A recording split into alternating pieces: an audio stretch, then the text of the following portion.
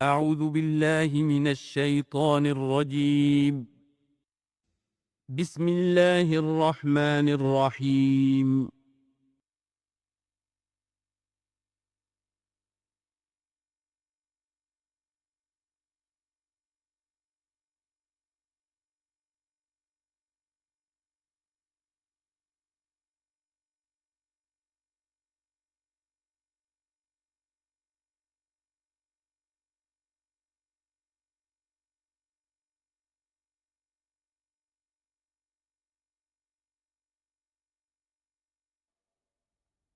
الحمد للہ وکفا والصلاة والسلام علی عباده الذین اصطفا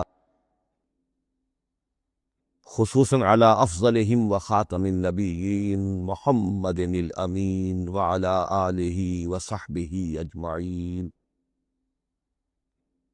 اما بعد فقد قال اللہ تبارک وتعالی کما ورد فی سورة الزخرف اعوذ باللہ من الشیطان الرجیم بسم اللہ الرحمن الرحیم حامیم والکتاب المبین انا جعلناہ قرآنا عربیا لعلکم تعقلون وانہ فی الکتاب لدینا لعلی حکیم وقال تبارک وتعالی کما ورد فی سورة الواقعہ فلا اقسم بمواقع النجوم وَإِنَّهُ لَقَسَمٌ لَوْ تَعْلَمُونَ عَظِيمٌ إِنَّهُ لَقُرْآنٌ كَرِيمٌ فِي كِتَابٍ مَّكْنُونٍ لَا يَمَسُّهُ إِلَّا الْمُطَهَّرُونَ تَنزِيلٌ مِّن رَّبِّ الْعَالَمِينَ وقال عز وجل كما ورد في آخر سورة الفجر بل هو قرآن مجید فی لوح محفوظ صدق اللہ العظیم رب اشرح لی صدری ویسر لی امری واحلل عقدۃ من لسانی یفقہوا قولی اللہم ربنا الہمنا رشدنا واعذنا من شرور انفسنا اللہم ارنا الحق حقا وارزقنا اتباعہ وارنا الباطل باطلا وارزقنا اجتنابہ اللہم ارحمنا بالقرآن العظیم واجعلہ لنا اماما ونورا وہدی ورحمہ اللہم ذکرنا منہ ما نسینا وعلمنا منہ ما جہلنا وارزقنا تلاوتہ آناء اللیل وآناء النہار واجعلہ لنا حجتا یا رب العالمین آمین۔ تعارف قرآن کے ضمن میں سب سے پہلی بات جو سمجھنے کی ہے وہ یہ کہ قرآن مجید کے بارے میں ہمارا اجمالی عقیدہ کیا ہے۔ یہ تین جملوں پر مشتمل ہو سکتا ہے۔ ہمارے نزدیک قرآن اللہ کا کلام ہے جو محمد الرسول اللہ صلی اللہ علیہ وسلم پر نازل ہوا، اور تیسرے یہ کہ یہ مکمل محفوظ شکل میں موجود ہے بنوعن، اس میں نہ کوئی تحریف ہوئی ہے نہ کوئی تبدیلی ہوئی ہے۔ یہ کم سے کم تین اجزاء ہیں ہمارے عقیدے کے قرآن مجید کے بارے۔ لیکن اب اس کی کچھ علمی توضیحات۔ سب سے پہلے یہ کہ کلام ہونا، اس کا اللہ کا کلام ہونا ہے، اس لیے کہ آپ کے علم میں ہے کہ تورات جو حضرت موسیٰ علیہ السلام کو دی گئی تھی وہ لکھی ہوئی شکل میں پتھر کی تختیوں پر لکھی ہوئی صورت میں دی گئی تھی، اور قرآن مجید کی تنزیل جو محمد الرسول اللہ صلی اللہ علیہ وسلم پر ہوئی ہے وہ ایک مختلف صورت میں ہوئی۔ اس کو قرآن مجید خود اللہ کا کلام قرار دیتا ہے۔ چنانچہ سورہ توبہ کی آیت ہے، آیت نمبر 6، وَإِنْ أَحَدٌ مِّنَ الْمُشْرِكِينَ اسْتَجَارَكَ فَأَجِرْهُ حَتَّى يَسْمَعَ كَلَامَ اللَّهِ ثُمَّ أَبْلِغْهُ مَأْمَنَهُ۔ جب ہجرت کے 9ویں سال آخری وارننگ دی گئی تھی مشرکین عرب کو کہ اب صرف تمہیں چند مہینے کی مہلت دی جا رہی ہے، اس دوران میں آخری فیصلہ کر لو اسلام قبول کرنا ہے یا نہیں، اس لیے کہ اس کے بعد مشرکین عرب کے لیے کوئی رعایت نہیں ہوگی، جو لوگ اسلام قبول نہیں کریں گے انہیں تہہ تیغ کر دیا جائے گا۔ فَإِذَا انْسَلَخَ الْأَشْهُرُ الْحُرُمُ فَاقْتُلُوا الْمُشْرِكِينَ حَيْثُ وَجَدتُّمُوهُمْ، جب یہ مہلت ختم ہو جائے تو ان مشرکین کا قتل عام کرو۔ اس کی وضاحت پھر جب سورہ توبہ ہم پڑھیں گے تو اس وقت ہوگی، اس وقت یقیناً ذہن میں کچھ اشکالات آئیں گے، لیکن اس وقت اس ضمن میں تفصیلی بحث کا موقع نہیں۔ اب اس میں ایک استثناء رکھا گیا کہ ایک مشرک ہے، وہ چاہتا ہے کہ اتنا بڑا چیلنج جو ہمیں دے دیا گیا تو ہمیں موقع دیا جائے کہ ہم آئیں، آپ کے پاس بیٹھیں، کچھ دن رہیں، اللہ کا کلام سنیں، آپ کیا بات منوانا چاہتے ہیں، اس کے لیے کیا دلائل ہیں، اس کو اچھی طرح سمجھیں، اس کا ہمیں موقع ہونا چاہیے۔ اس کے لیے یہ آیت نازل ہوئی کہ وَإِنْ أَحَدٌ مِّنَ الْمُشْرِكِينَ اسْتَجَارَكَ، اے نبی اگر ان مشرکین میں سے کوئی شخص آپ سے پناہ طلب کرے فَأَجِرْ، اسے پناہ دیجئے، حَتَّى يَسْمَعَ كَلَامَ اللَّهِ، یہاں تک کہ وہ اللہ کا کلام سن لے۔ ثُمَّ أَبْلِغْهُ مَأْمَنَا، پھر یہ بھی نہیں کہ اسی وقت اسے کہا جائے کہ تم مانتے ہو یا نہیں مانتے، نہیں، پھر اسے اس کے امن کے مقام پر پہنچا دو۔ یہ جو آیت ہے اس میں لفظ کلیئر آ گیا کہ قرآن مجید اللہ کا کلام ہے، لیکن اب اسی تل کے اوٹ میں پہاڑ والا مسئلہ ہے، ٹپ آف آئس برگ، اس کے نیچے وہ کتنا بڑا تودہ ہوتا ہے۔ کلام جو ہے اللہ تعالیٰ کی صفت ہے، اور یہ بڑا مسئلہ گہرا ہے، اور علم کلام کا ایک بڑا پیچیدہ مسئلہ ہے کہ ذات باری تعالیٰ اور اس کی صفات کے مابین کیا ربط و تعلق ہے۔ آیا صفات ذات کا جز ہیں، جزو لا ینفک ہے، حصہ ہے، یا کچھ زائد بر ذات ہے، جس کو علامہ اقبال نے ایک جگہ کہا ہے صفات ذات حق، حق سے جدا یا عین ذات۔ یہ ہمارے علم کلام کا ایک بڑا پیچیدہ مسئلہ ہے، لیکن یہ کہ اس میں متکلمین کا جو تقریباً اجماعی فیصلہ ہے وہ دو لفظوں میں آتا، لا عین ولا غیر۔ اللہ کی صفات نہ تو اس کی ذات کا عین ہے، نہ اس کی ذات سے غیر ہے۔ بہت پیچیدہ شکل ہے، اور یہ بھی اس وقت کا میرا موضوع نہیں ہے، میں صرف کسی اور موضوع کے لیے صرف حوالے دے رہا ہوں۔ بہرحال قرآن مجید کا جو تعلق ہے ذات باری تعالیٰ کے ساتھ، وہ اس مسئلے سے بخوبی واضح ہو جاتا ہے کہ چونکہ یہ اللہ تعالیٰ کی صفت ہے، اور صفت کو ہم یہ نہیں کہہ سکتے کہ وہ ذات باری تعالیٰ سے جدا ہے، یہ بھی نہیں کہہ سکتے کہ اس کی ذات کا جزو لا ینفک ہے۔ کچھ اسی طرح کا تعلق ہے قرآن مجید کا ذات باری تعالیٰ کے ساتھ، لیکن یہ مسئلہ قرآن مجید میں خود بیان ہوا، اور سورہ حشر کی آیت میں تو یہ فرمایا گیا، اللہ تعالیٰ نے اپنے اس کلام کی عظمت کو یوں بیان کیا، وہ عظمت کما ہیا، جیسے کہ وہ فی الواقع ہے، اور جس کا کہ گویا کہ پورا ادراک ہمارے لیے اپنی بہت سی محدودیتوں کی وجہ سے ممکن نہیں ہے، لیکن ایک تمثیل کے پیرائے میں سمجھایا، لو انزلنا ھذا القرآن علی جبل لرأیتہ خاشعا متصدعا من خشیۃ اللہ وتلک الامثال نضربها للناس لعلهم یتفکرون۔ اگر ہم نے اس قرآن کو کسی پہاڑ پر اتار دیا ہوتا تو تم دیکھتے کہ وہ دب جاتا اور پھٹ جاتا اللہ کے خوف سے۔ اور یہ مثالیں ہیں جو ہم لوگوں کے لیے بیان کرتے ہیں تاکہ وہ غور کریں، تدبر کریں، سمجھیں۔ ما لا یدرک کلہ لا یترک کلہ، اگرچہ بتمام و کمال عظمت قرآن کا فہم ان کے لیے ممکن نہیں ہے، لیکن کسی درجے میں تو کچھ انعکاس اس کا ہو جائے، کچھ اندازہ ہو جائے، انسان اپنی ذہنی سطح کے اعتبار سے اس کی مناسبت سے کسی درجے میں عظمت قرآن کا اندازہ کر لے تو اللہ تعالیٰ کے ان الفاظ کو سامنے رکھے کہ لو انزلنا ھذا القرآن علی جبل لرأیتہ خاشعا متصدعا من خشیۃ اللہ۔ اب اس آیت کو سمجھنے کے لیے سورہ اعراف کی آیت نمبر 143 کو سمجھنا ہوگا، اسی اصول کے تحت کہ القرآن یفسر بعضہ بعضا، قرآن کا ایک حصہ دوسرے حصے کی تشریح کرتا ہے۔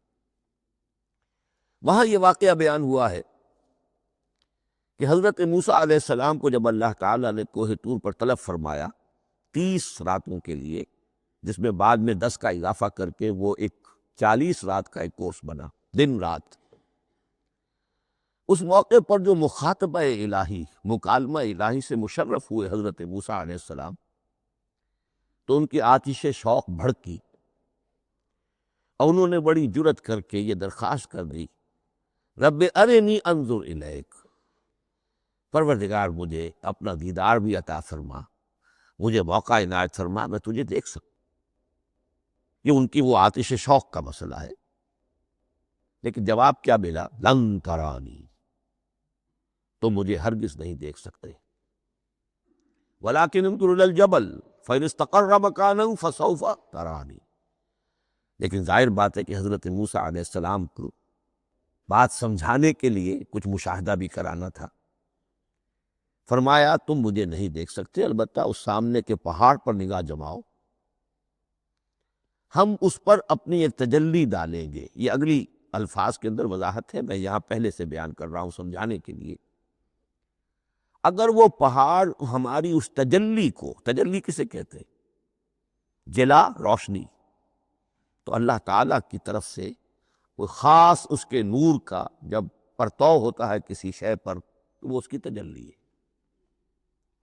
ہم اپنی ایک تجلی اس پہاڑ پر ڈالیں گے، اگر وہ اس کو جھیل جائے، اپنی جگہ کھڑا رہ جائے، تو تم سمجھنا کہ شاید تم بھی ہمیں دیکھ سکو۔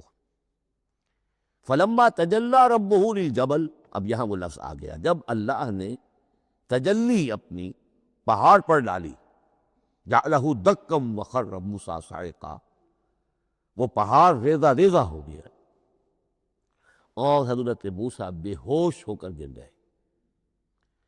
اب یہ بے ہوش ہو کر گر جانا، جبکہ وہ تجلی براہ راست بھی نہیں ہے، بالواسطہ ہے۔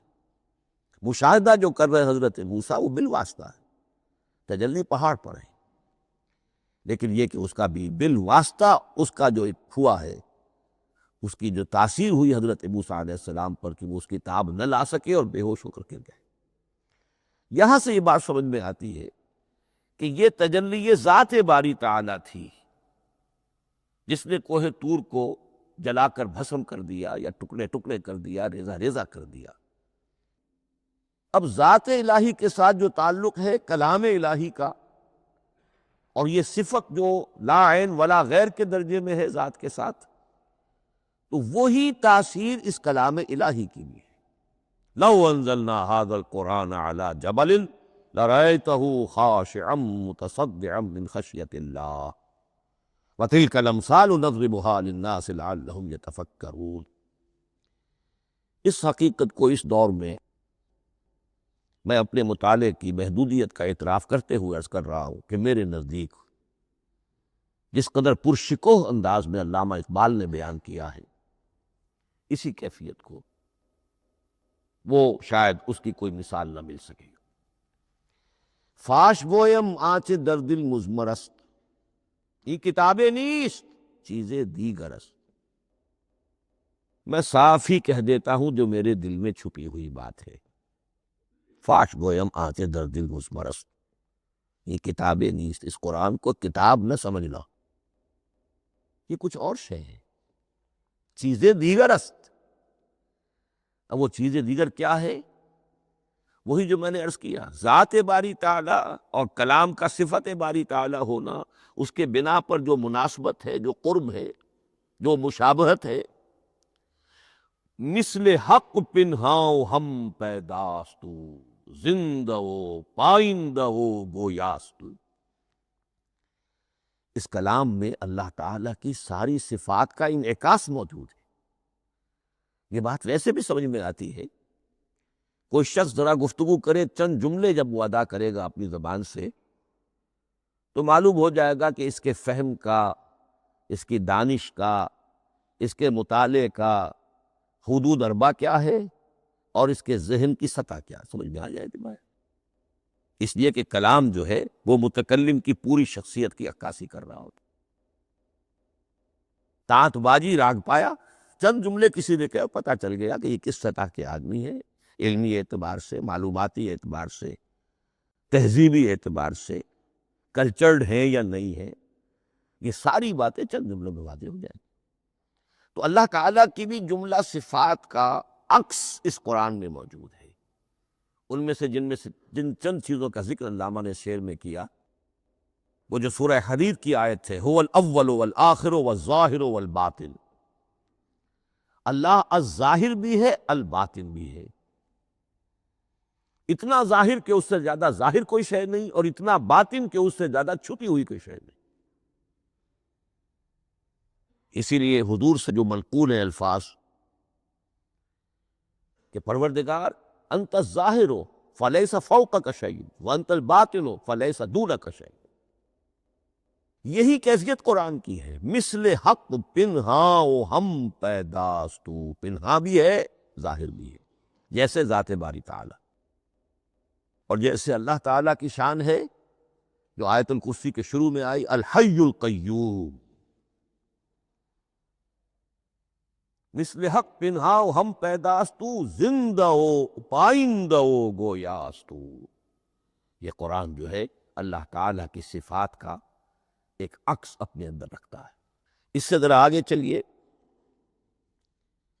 کلام کے بارے میں اب کلام الہی ظاہر بات ہے کہ صفت ہے، اور صفت قدیم ہے.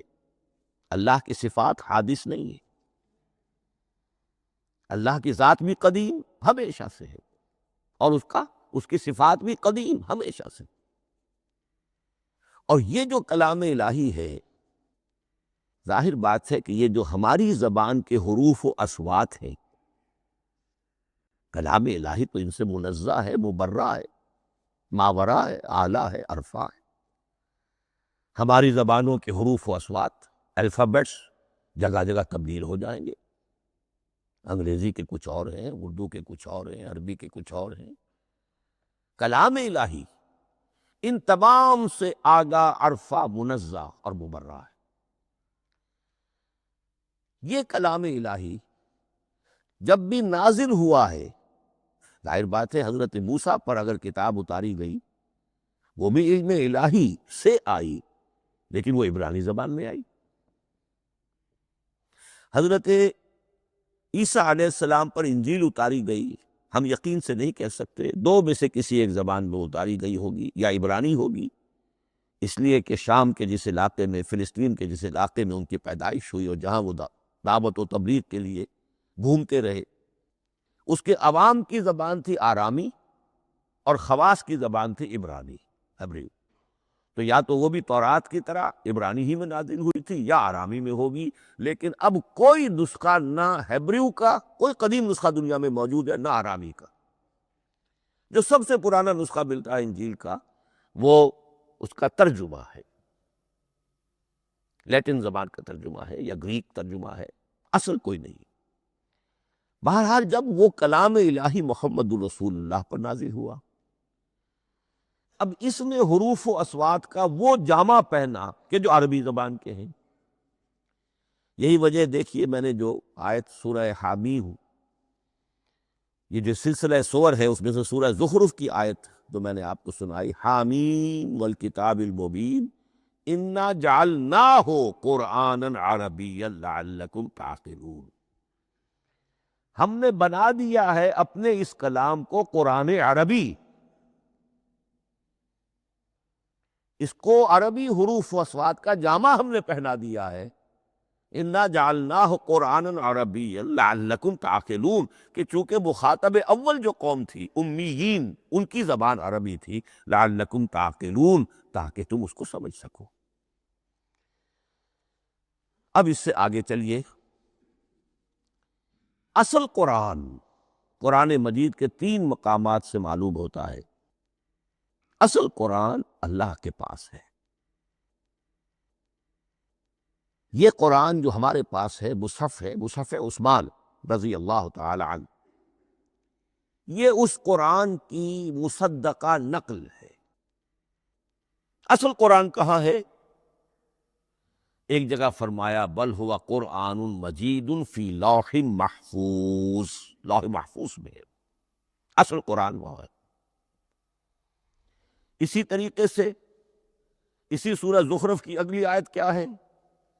ہم نے اسے عربی قرآن بنا کر اتارا، لیکن اصل قرآن کیا ہے؟ وَإِنَّهُ فِي أُمِّ الْكِتَابِ لَدَيْنَا لَعَلِيٌّ حَكِيمٌ، حقیقت میں تو یہ ام الکتاب میں ہے جو ہمارے پاس ہے، اور علی ہے بہت بلند، حکیم بڑی حکمت والا، یا محکم مضبوط۔ حکیم کے دونوں معنی، استحکام بھی اسی ہے کاف اور بیم کے مادے سے بنا ہے، کسی شے کا پختہ ہو جانا، مضبوط ہو جانا، اور عقل کی پختگی وہ حکمت ہے، وہ دانائی ہے۔ اس اعتبار سے نوٹ کیجئے اصل قرآن کہاں ہے؟ لوح محفوظ میں۔ اصل قرآن کہاں ہے؟ ام الکتاب میں۔ اسی کو کہا گیا ہے ایک اور مقام پر فی صحف مکرمۃ مرفوعۃ مطہرۃ بأیدی سفرۃ کرام بررہ۔ یہ قرآن، اصل قرآن تو بڑے صحیفوں میں، ان صحیفوں میں ہے، ان صفحات میں ہے، ان اوراق میں ہے، جس کی شان کیا ہے؟ مکرمۃ، ان کی انتہائی تعظیم کی جاتی ہے، مطہرۃ، نہایت پاک صحیفے، فی صحف مکرمۃ، مرفوعۃ بلند و بالا، مطہرۃ بِأَیْدِی سفرۃ کرام بررہ، ان فرشتوں کے ہاتھ میں جو بہت باعزت، بہت اونچے درجے کے، ان کے ہاتھوں میں ہے۔ وہ لوگ ہیں کہ جو جن کی تحویل میں ہے یہ کلام پاک، فی صحف مکرمۃ مرفوعۃ مطہرۃ بأیدی سفرۃ کرام بررہ۔ اب اسی کو بیان کیا ہے سورہ واقعہ میں، فلا اقسم بمواقع النجوم، تو نہیں، میں قسم کھاتا ہوں ستاروں کے ڈوبنے کی جگہ کی۔ وَإِنَّهُ لَوْ تَعْلَمُونَ لَقَسَمٌ عَظِيمٌ، وَإِنَّهُ لَقَسَمٌ لَوْ تَعْلَمُونَ عَظِيمٌ، اور اگر تم جان سکتے تو یہ بہت بڑی قسم ہے جو ہم نے کھائی، بہت بڑی گواہی ہے جو ہم نے پیش کی۔ اب تدریجاً اس کا انکشاف ہو رہا ہے۔ یا آج جو تصور ہے بلیک ہولز کا، اس سے کچھ اندازہ ہوتا ہے یہ ستارے کہاں ڈوب جاتے ہیں، بڑے بڑے ستارے نسیم منسیہ ہو جاتے ہیں، ستارے نہیں، پوری پوری گیلیکسیز اس میں گم ہو جاتے ہیں، وہ مقبرے ہیں بڑی بڑی گیلیکسیز کے۔ فلا اقسم بمواقع النجوم وانہ لقسم لو تعلمون عظیم انہ لقرآن کریم، یہ قرآن ہے بہت باعزت، فی کتاب مکنون، اور یہ اس کتاب میں جو چھپی ہوئی ہے۔ یہ لؤلؤ مکنون کا لفظ آتا ہے قرآن مجید میں، جیسے موتی ہوتے ہیں انہیں چھپا کر رکھا جاتا ہے ڈبیوں میں، مخملی ڈبیوں کے اندر موتیوں کو، اسی طریقے سے فی کتاب مکنون لا یمسہ الا المطہرون، وہ صحیفے بھی بہت مطہرہ تھے اور ان کو چھو نہیں سکتے مگر وہی جو انتہائی پاک ہے، ملائکہ مقربین، جن کے قریب سے بھی ہو کر معصیت یا گناہ کا کوئی تصور تک نہیں گزر سکتا، وہ ہیں جو اس کو چھوتے ہیں، ان کے ہاتھوں میں ہے، ان کی تحویل میں ہے۔ یہ ہے وہ چیزیں کہ جس سے اندازہ ہوا کہ اصل قرآن کہاں ہے۔ یہ جو ہمارے پاس ہے در حقیقت یہ نقل مطابق اصل ہے، مصدقہ نقل ہے۔ اب اس میں آپ سے عرض کر دوں کہ ایک بہت خوبصورت بات ہمیں جو ملتی ہے، تورات میں جو استثناء، جو صفر استثناء ہے، ڈیوٹرانومی، اس کے 18ویں باب میں 18ویں اور 19ویں آیات جو ہیں اس میں ذکر موجود ہے، میں ان کے لیے انہی کے بھائیوں میں سے تیری مانند ایک نبی برپا کروں گا۔ اللہ تعالیٰ کلام فرما رہے ہیں یا حضرت موسیٰ علیہ السلام سے، آج بھی موجود ہے، اولڈ ٹیسٹمنٹ، ڈیوٹرانومی، یا کتاب استثناء سفر استثناء اس کا 18واں باب اس کی 18ویں اور 19ویں آیات جب چاہیں جا کر دیکھیں۔ میں ان کے لیے ان کے بھائیوں ہی میں سے تیری مانند ایک رسول اٹھاؤں گا، میں ان کے لیے انہی کے بھائیوں میں سے تیری مانند ایک نبی برپا کروں گا اور اپنا کلام اس کے منہ میں ڈالوں گا، اور جو کچھ میں اس سے کہوں گا وہی وہ ان سے کہے گا۔ یہ ہے جو پیشن گوئی ہے محمد الرسول اللہ صلی اللہ علیہ وسلم کی۔ اور یہاں وہ فرق واضح کر دیا گیا، اے موسیٰ تم سے تو یا تو ہم نے کلام کیا ہے یا تمہیں جو کتاب دی ہے وہ لکھی ہوئی دی ہے، لیکن جو نبی تیری ہی مانند میں برپا کروں گا۔ اب اس میں بھی نوٹ کرنے کی بات ہے کہ حضرت موسیٰ کے مشابہ نبی اکرم صلی اللہ علیہ وسلم کے سوا کوئی نبی نہیں۔ صاحب کتاب وہ بھی تھے، صاحب کتاب محمد بھی ہے، صاحب امت وہ بھی تھے، اور صاحب امت محمد رسول اللہ ہے۔ تیری مانند صاحب شریعت، حضرت عیسیٰ صاحب شریعت نہیں تھے، شریعت موسوی ہی کو نافذ کرنے کے لیے آئے تھے۔ ان کی حیثیت دین موسوی کے مجدد کی تھی، ویسے نبی تھے، اللہ کے فضل و کرم سے نبی تھے، اس میں کوئی شک نہیں، رسول تھے، لیکن یہ کہ ان کے کام کی نوعیت کیا تھی، اس لیے کہ کوئی نئی شریعت لے کر نہیں آئے۔ اب بھی انجیل میں الفاظ موجود ہیں، don't think I have come to destroy law, جو موزائک لا جسے یہ کہتے ہیں شریعت موسوی، وہ تم پر نافذ رہے گی، تم اس کی پابندی کرو، چونکہ صاحب شریعت رسول یا موسیٰ یا محمد صلی اللہ علیہ وسلم علیہ الصلوۃ والسلام، تو میں ان کے بھائیوں میں سے، اب بھائی کون ہوں گے؟ ظاہر بات ہے بنی اسرائیل، ان کے کزنز کون ہیں؟ بنی اسماعیل، بنی اسرائیلی تو جو بھی نبی ہے وہ انہی میں سے ہے، ان کے بھائیوں میں سے، تو بھائی تو ہوگا ان کا کزن ہوگا، اب وہ کون ہے؟ بنی اسماعیل۔ تو ان کے بھائیوں میں سے گویا کہ غیر اسرائیلی جو ان کے قریب ترین قرابت دار ہوں گے وہ بنو اسماعیل ہیں۔ تیرے مانند صاحب شریعت نبی میں برپا کروں گا، لیکن اس پر جو میرا کلام اترے گا وہ کس شکل میں اترے گا؟ میں اپنا کلام اس کے منہ میں ڈالوں گا، اور پھر وہ جو کچھ کہے گا وہ وہی کہے گا جو میں نے کہا ہے۔ اب اس کے حوالے سے ایک بہت اہم بات سمجھ لیجئے، قرآن مجید کے دو اہم مقامات کی وضاحت اس سے ہو جائے گی۔ یہ کلام اللہ، قرآن مجید میں اس کو قول جبرائیل بھی کہا گیا ہے۔ کلام اللہ حضرت جبرائیل کے ذریعے سے جب ادا ہوا ہے تو قول جبرائیل ہے، اور پھر جب وہ محمد الرسول اللہ کی زبانی ادا ہوا ہے تو قول رسول ہے، قول محمد ہے صلی اللہ علیہ وسلم۔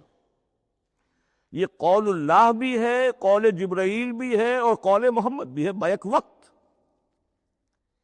یہ بات دیکھیے سورۃ تکویر، اذا الشمس کورت، انہ لقول رسول کریم ذی قوت عند ذی العرش مکین مطاع ثم امین وما صاحبکم بمجنون۔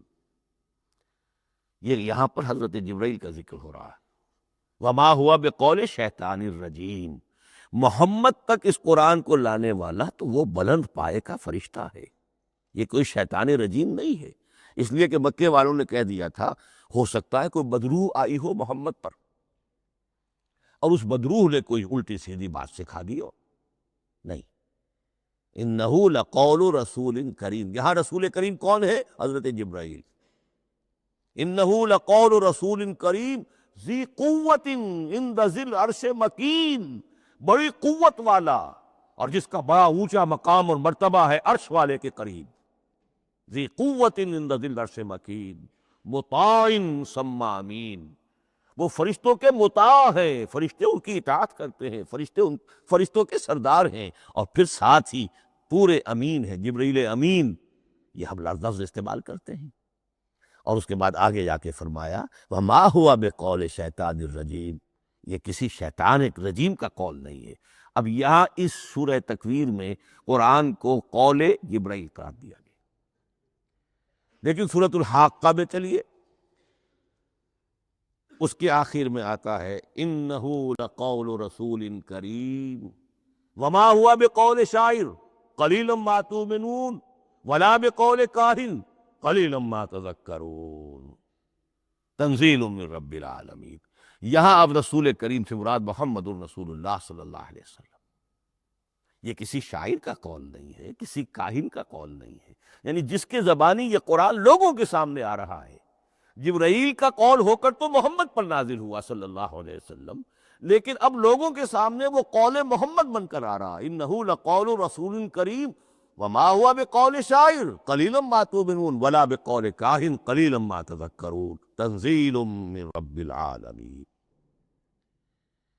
تو قرآن مجید کلام اللہ ہے، پھر وہ قول جبرائیل بنا جب جبرائیل نے آ کر محمد کو سنایا، اور پھر وہ قول محمد بنا جب محمد کی زبان مبارک سے لوگوں نے اسے سنا، اہل عرب نے سنا، اور پھر وہ بات پھیلتی چلی گئی۔ اب آخری بحث اس موضوع پر جو ہے وہ یہ ہے، کلام الہی کی 3 صورتیں ہیں جو قرآن مجید میں سورہ شورى کی آیت نمبر 51 میں بیان ہوئی۔ وَمَا كَانَ لِبَشَرٍ أَن يُكَلِّمَهُ اللَّهُ، کسی بشر، کسی انسان کی یہ حیثیت نہیں ہے، مقام نہیں ہے کہ اللہ اس سے کلام کرے۔ یہ نہیں کہا کہ اللہ کے لیے ممکن نہیں ہے، نہیں، اللہ کے لیے تو ہر شے ممکن ہے، لیکن کسی بشر کا یہ مقام نہیں ہے کہ اللہ اس سے کلام کرے۔ مخلوق ہے، بشر ہے۔ مَا كَانَ لِبَشَرٍ أَن يُكَلِّمَهُ اللَّهُ إِلَّا اب 3 شکلیں آئیں، إِلَّا وَحْيًا أَوْ مِن وَرَاءِ حِجَابٍ أَوْ يُرْسِلَ رَسُولًا فَيُوحِيَ بِإِذْنِهِ مَا يَشَاءُ إِنَّهُ عَلِيٌّ حَكِيمٌ۔ 3 صورتیں ہیں کلام الہی کی۔ یا تو براہ راست اللہ وحی کرتا ہے بغیر کسی فرشتے کی درمیان میں ذریعہ بنائے ہوئے، اسی کا نام الہام ہے، اسی کا نام تحدیث ہے۔ یہ غیر نبی کے ساتھ بھی ہوتا ہے۔ حضور نے فرمایا ہر نبی کی امت میں محدث ہوتے تھے جن سے اللہ کلام کرتا تھا، اور میری امت کا محدث عمر ہے رضی اللہ تعالی۔ محدث، محدث نہیں، محدث کے معنی ہے علم حدیث کا ماہر۔ امام بخاری محدث ہیں، امام مسلم محدث ہیں۔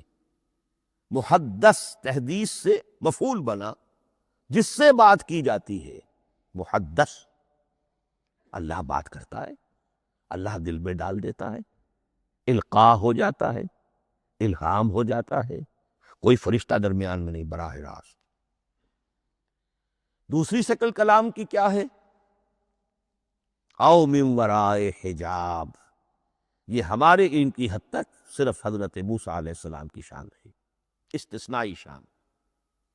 وَكَلَّمَ اللَّهُ مُوسَىٰ تَكْلِيمًا، اور موسیٰ کے ساتھ تو اللہ نے کلام فرمایا جیسے کہ کلام کیا جاتا ہے۔ فرق کیا تھا؟ من ورائے حجاب، پردہ تھا، دیکھ نہیں سکتے تھے، تبھی تو ان کی وہ آتش شوق بھڑکی تھی۔ کیا قیامت ہے کہ چلمن سے لگے بیٹھے ہیں، صاف چھپتے بھی نہیں، سامنے آتے بھی نہیں، کلام بھی فرما رہے ہیں، لیکن یہ کہ بات مجھے دیدار عطا کرنے کے لیے تیار نہیں، رب ارنی انظر الیک۔ لیکن یہ جو کلام ہے ہمارے علم کی حد تک براہ راست اس دنیا میں حضور سے ہوا ہے معراج کی شب، لیکن وہ 7ویں آسمان پر ہوا۔ اس دنیا میں ہمارے علم کی حد تک یہ کلام براہ راست من ورائے حجاب صرف حضرت موسیٰ علیہ السلام کی استثنائی شان۔ اور تیسرا ہے او یرسل رسولا فیوحی باذنہ ما یشاء، یا تیسری صورت یہ کہ اللہ کسی پیغامبر کو بھیجتا ہے جو وحی کرتا ہے جو اللہ چاہتا ہے۔ یہ تیسری شکل ہے وحی کی۔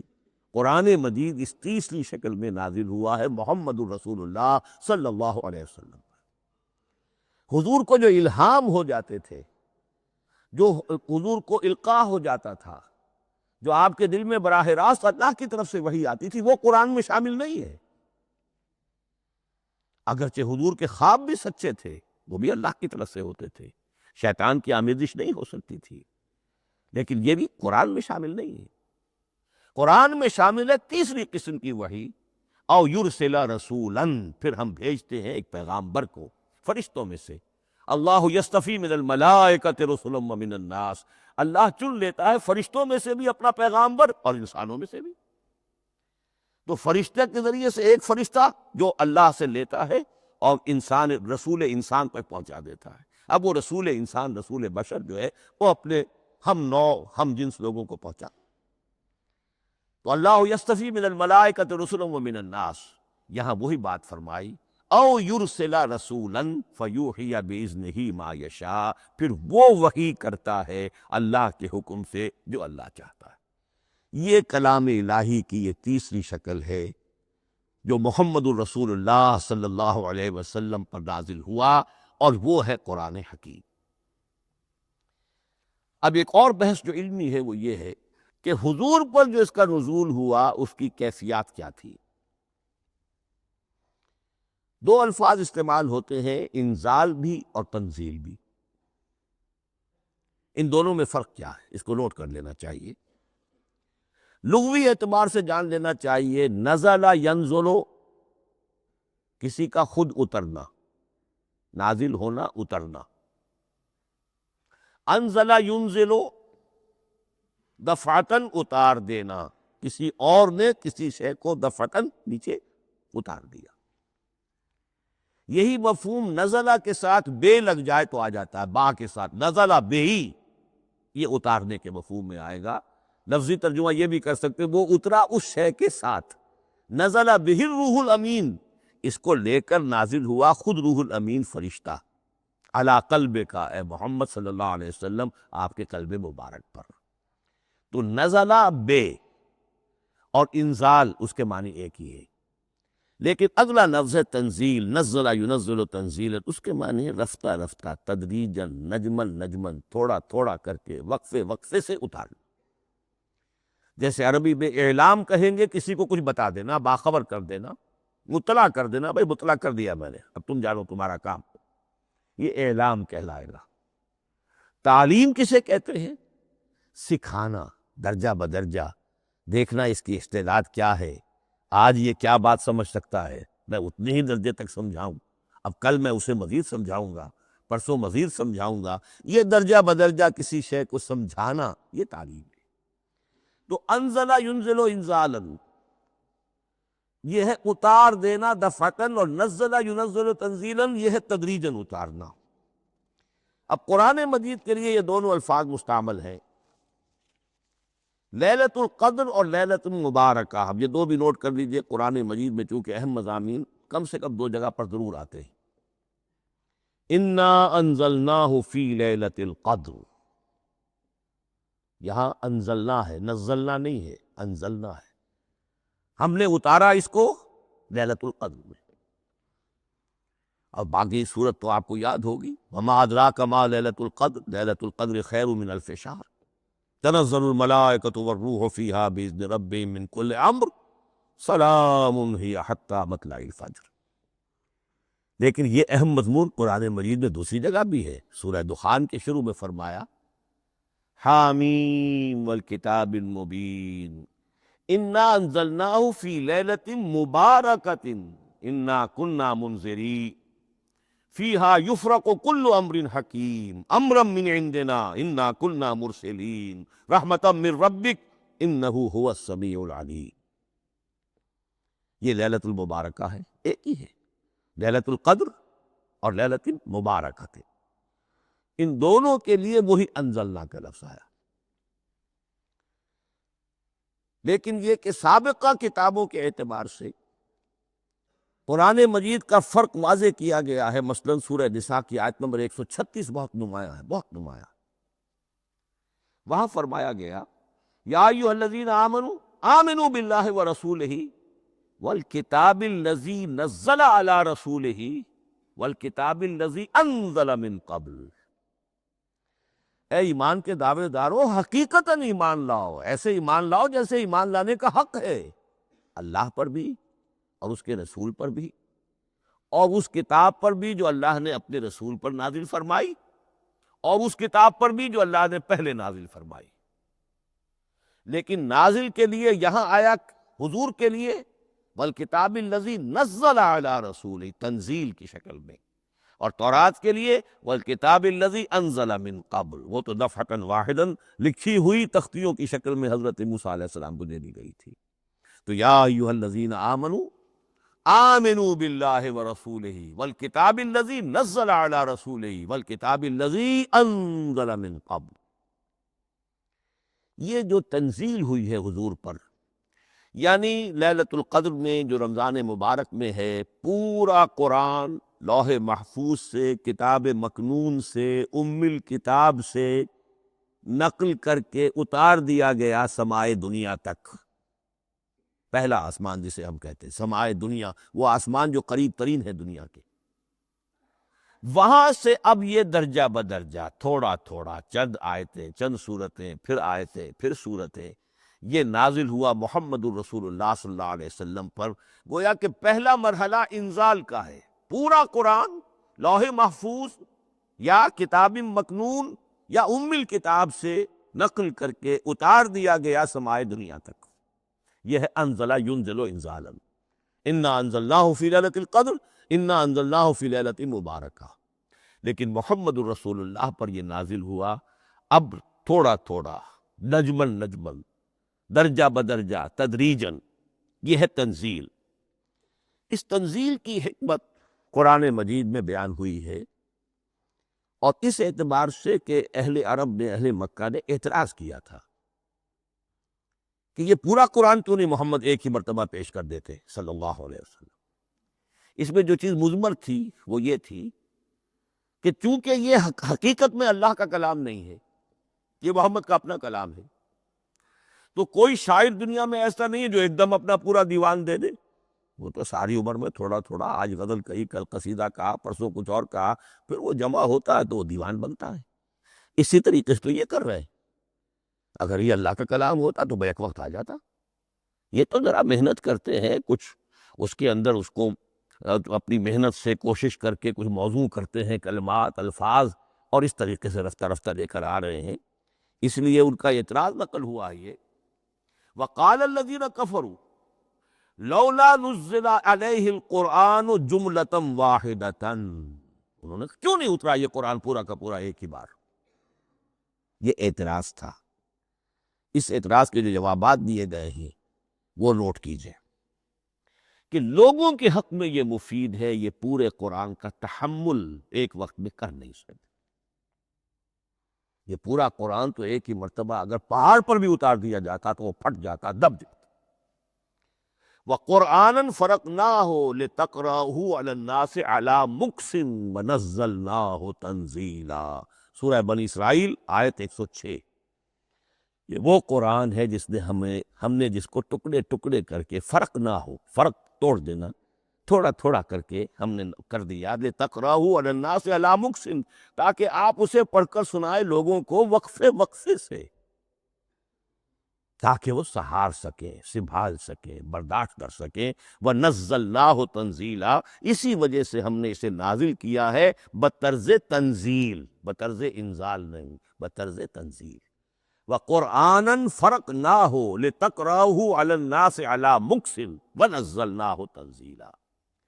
ایک حکمت تو ہو گئی عوام کے لیے، ایک حکمت خود رسول کے لیے صلی اللہ علیہ وسلم۔ كَذَلِكَ لِنُثَبِّتَ بِهِ فُؤَادَكَ وَرَتَّلْنَاهُ تَرْتِيلًا۔ اب ذرا نوٹ کیجئے، قلب محمدی کے لیے بھی اس پورے کلام کا ایک دم سہار آسان کام نہیں تھا۔ یہ اس لیے، یہ اسی سورہ الفرقان کی جو آیت کا میں نے ایک حصہ آپ کو سنا دیا تھا، اسی کے اندر اس کا جواب آیا ہے، اسی آیت میں، آیت نمبر 32 ہے یہ سورہ فرقان کی۔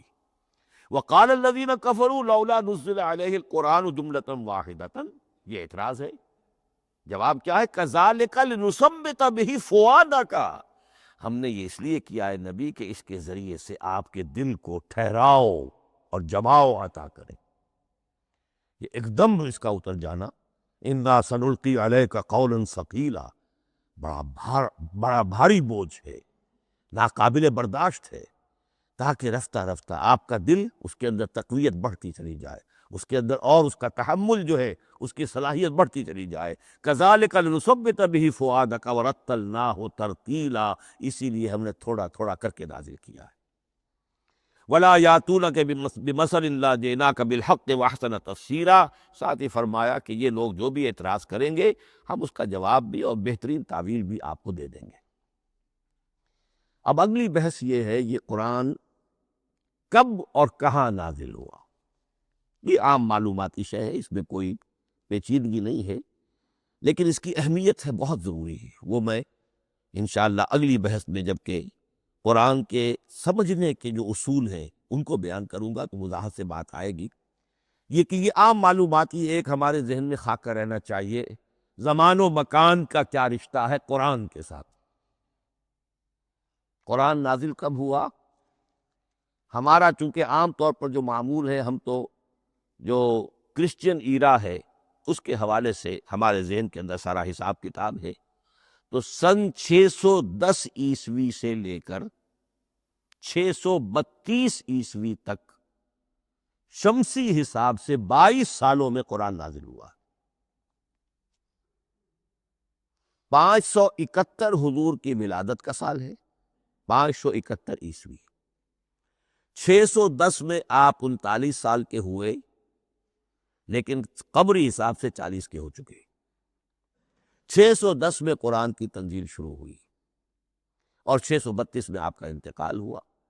22 برس زمانی اعتبار سے نقشہ ذہن میں رکھیے، اور اسے ہم اگر دوسرے حساب سے کہیں گے تو عام الفیل، وہ جو ابرہہ آیا تھا بیت اللہ کو ڈھانے کے لیے، وہ سال عربوں میں بہت مشہور ہو گیا تھا، اور وہی سال حضور کی ولادت کا ہے، تو عام الفیل ہی میں حضور کی ولادت ہوئی، لہذا 40 عام الفیل میں قرآن مجید کا نزول شروع ہوا، اور 11 ہجری تک یہ 23 برس بنتے ہیں قمری حساب سے۔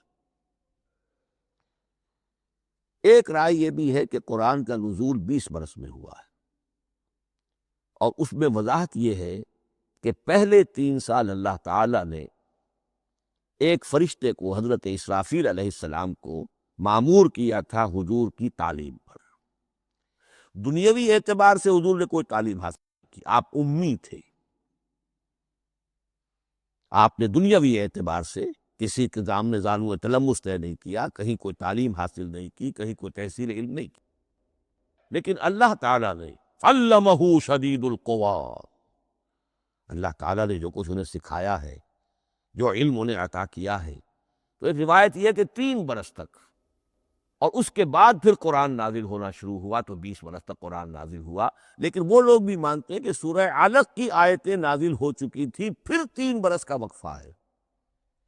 سورہ علق کی آیتیں کیا ہے؟ جو پہلی وحی ہے، اقرأ بسم ربک الذی خلق، خلق الانسان من علق، اقرأ وربک الاکرم الذی علم بالقلم، علم الانسان ما لم یعلم۔ گویا کہ بسم اللہ ہو رہی ہے محمد الرسول اللہ صلی اللہ علیہ وسلم کی تعلیم کی، اور جن گھرانوں میں یہ رواج ابھی تک چل رہا ہو، بسم اللہ بچوں کی کراتے ہیں، ایک تقریب کی شکل میں منعقد کرتے ہیں، ہمارے ہاں یہ رواج تھا، اب ہم چھوڑ چکے ہیں، کہ جو تقریب بھی حضور کی اور صحابہ کی زندگیوں سے ثابت نہ ہو، ہمیں کوشش کرنی چاہیے کہ ان تقریبات کا سلسلہ منقطع کر۔ ما انا علیہ واصحابی، ہماری تقریبات جو ہے وہ بس وہیں تک محدود رہنی چاہیے۔ بہرحال وہ جو ایک چلتی ہے روایت، 4 سال 4 مہینے 4 دن کا بچہ یا بچی ہے تو بسم اللہ یہی آیتیں پڑھی جاتی ہیں، پڑھ تو نہیں سکتا، انگلی رکھ کر پڑھانے والا کوئی عالم دین بیٹھ جاتا ہے سامنے، وہ نہا دھو کر بچہ یا بچی بیٹھی ہوئی ہے، اور اس کو اقرأ بسم ربک الذی خلق، خلق الانسان من علق، اقرأ وربک الاکرم الذی علم بالقلم، علم الانسان ما لم یعلم۔ اب اس میں تو سارا پڑھنے پر زور ہے، حصول علم پر زور ہے، کسی تبلیغ کا حکم ہی نہیں، ابھی رسالت کا کوئی تذکرہ کچھ بھی نہیں، اس میں تو قیامت کا بھی کوئی ذکر نہیں۔ اب اس کے بعد روایت یہ ہے کہ 3 برس تک پھر حضرت اسرافیل دن رات حضور کے ساتھ رہے ہیں، اور آپ کی تعلیم ہوئی ہے، اور پھر 3 برس کے بعد پھر وحی کا سلسلہ شروع ہوا ہے، واللہ عالم۔ لیکن یہ کہ جب سورہ اقرا نازل ہو چکی ہے، اس کی 5 آیتیں، تو وہ 3 برس بھی اس کا وقفہ شمار ہوں گے، زمانہ نزول پھر وہی 23 برس رہے گا۔ اسی کے ساتھ میں نے عرض کیا تھا کہ دوسری بات یہ، کہاں نازل ہوا قرآن؟ ایک لفظ میں تو یہ سمجھ لیجئے، یہ حجاز میں نازل ہوا۔ حجاز جزیرہ نمائے عرب کا ایک خاص حصہ ہے، پہاڑی سلسلہ، یوں سمجھ لیجئے، اس کو ذہن میں رکھیے۔ جزیرہ نمائے عرب جو ہے وہ شمال سے جنوب کی طرف چوڑا ہوتا جاتا ہے، شمال میں شام اور عراق کی طرف جاتا ہے تو وہ تنگ ہے، پھر نیچے چوڑا ہو رہا ہے۔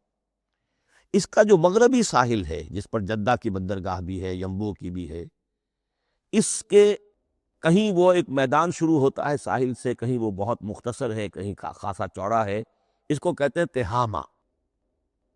پھر ایک پہاڑی سلسلہ ہے، اس کو کہتے ہیں حجاز۔ یہ پہاڑی سلسلہ جو ہے اس کے بعد جو ہے وہ نجد کہلاتا ہے، وہ سطح مرتفع ہے، پلیچو۔ تو یہ تین حصے ہیں جزیرہ نمائے عرب کے جغرافیائی اعتبار سے، اور حجاز کہتے بھی ہیں پردے کو، حاجزن، پردہ جو دو چیزوں کے درمیان حائل ہو جائے۔ تو یوں سمجھیے کہ یہ فلیٹ ہے نجد کا، اور یہ فلیٹ ہے میدان، یہ ہے تہامہ کا، اور درمیان میں یہ پہاڑی سلسلہ کھڑا ہوا ہے، تو یہ گویا کہ ان دونوں کو جدا کر رہا، یہ حجاز ہے۔ اس حجاز ہی کا شہر مکہ ہے، اس حجاز ہی کا شہر مدینہ ہے، اس حجاز ہی کا شہر طائف ہے، اس حجاز ہی کی آخری ٹپ سمجھ لیجئے تبوک ہے۔